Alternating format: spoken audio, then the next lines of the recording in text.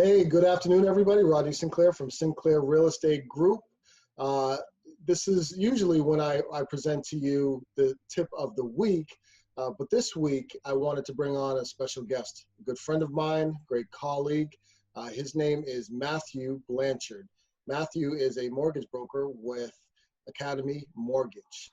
And I've had some questions from some of you about, when you go and see a mortgage broker versus a bank, and sort of what some of the products are. So I figured, why not talk about it? Why not just bring somebody online that can tell you a little bit more about it, and then I'll make sure I leave Matt's information in the in the video, and then you all feel free. Let's give him a call.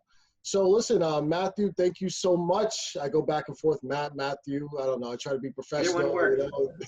I respond to both. But listen, I know you have a really busy day, so I appreciate you coming in, talking to me a little bit. But let's get right into it. One of the big questions I've heard from folks is, what's the difference between going to a mortgage broker and just going to a bank?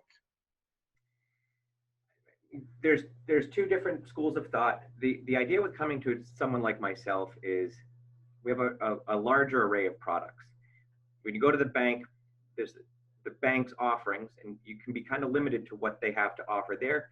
Come to someone like myself, come to Academy, we have a larger range of products because we're going to end up going to multiple different banks depending on the right product, the right scenario for each of our clients. So we have, in theory, a few more options. Come to me. My job is to find you the best product that fits your scenario. Great. And I know that, there are some situations where going to a smaller bank is better. Absolutely. Shopping around with a broker is better. So it's not that the one approach is better than the other. It's just that they're different approaches and they have different products. Yep, they each have their merits, just a little bit different. Not everybody fits into the same box. Yeah. Sometimes you go to a bank and they can't do it. Come to me, maybe there's a different bank that would be willing to do the loan. All right, great. And you talked a little bit about those products, these loan products. I say this to my clients all the time. They have a whole bunch of products, and they say, well, what are products? Well, I know one of the some of the first time products, home buyer products that we've talked about. FHA is a big one. I always say to folks, you can get an FHA loan for 3.5% down. Then we talk about home ready or home possible. And then you throw out conventional. So there's these different types of loans. Can you talk a little bit about those? Oh yeah, we could talk about them all day. They're each a little bit different in how they're set up. FHA is 3.5% down, as you commented, is the minimum down payment you can do with them. That has a PMI that doesn't go away, and so that's kind of the rub with FHA. They do allow for lower credit scores, which is great. And so if you don't have that perfect 800 credit score, you can still get an FHA loan with 3.5% down, but that PMI stays for the life of the loan.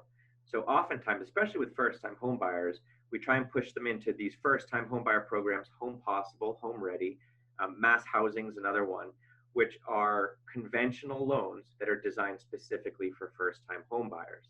They have income limits, they have requirements, minimum credit scores, but they allow for 3% down, so even less down.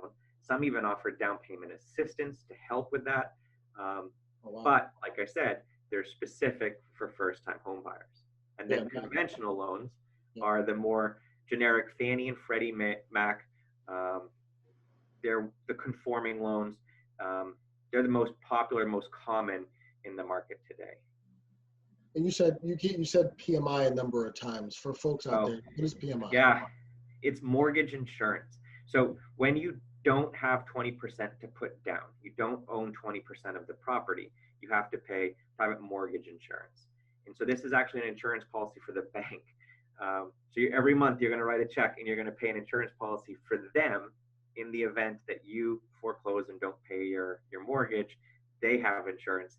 So my job is always to try and reduce your PMI payment. I don't love PMI. I try and get people in the lowest PMI payment possible. But it seems like it's just a part of the product that helps these banks be able to offer these lower down payment. Right. loan. I mean, 20% down these days is a That's huge pretty number. significant. Yeah. Yeah. So for the average person to get to that 20% down is such an impediment that with PMI, we allow for a much smaller down payment that's much more reasonable and approachable. 3% versus 20% is a lot of money. So it's a necessary evil and a great way to get in and get a home. Great.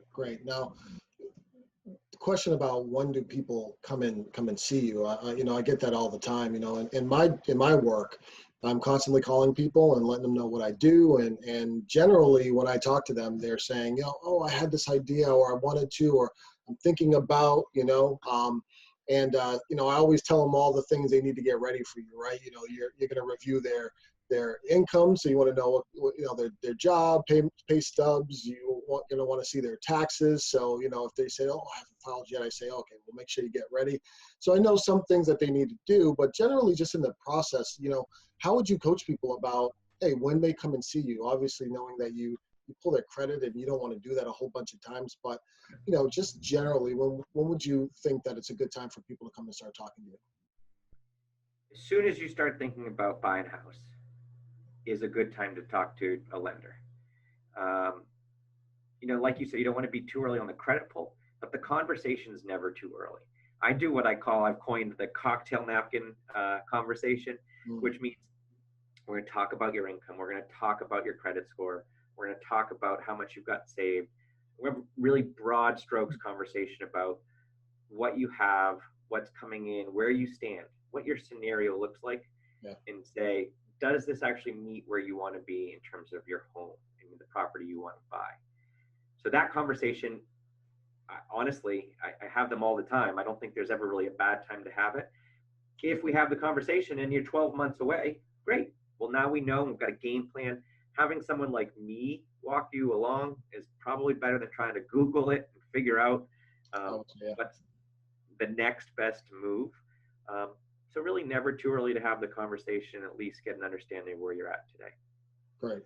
Well, listen, I really appreciate this. I know that this conversation is going to be extremely helpful for the folks out there, my network out there. I mean, these are the questions that they're always asking me. So, again, folks, Matt.Blanchard, Academy Mortgage. Matt, you've always said I can give out your cell phone, so I'm going to give out your cell phone. It's on the internet. It's already out there. 978-500-1216, and that's Matthew, MATTHEW.Blanchard, BLANCHARD @academymortgage.com. Matt, thank you so much. I really appreciate it. My viewer numbers are probably going to go through the roof. Oh yeah, now. You're such a superstar. Skyrocketing. Right. Thanks, Rodney. I appreciate being on. Yeah, you got it. Thank you so much. And, we'll probably get a bunch of questions, and we'll look to have you on again some point down the line. Matthew, thank you. Have a great day. I really, truly appreciate it. Thanks, Rodney. All right, take care.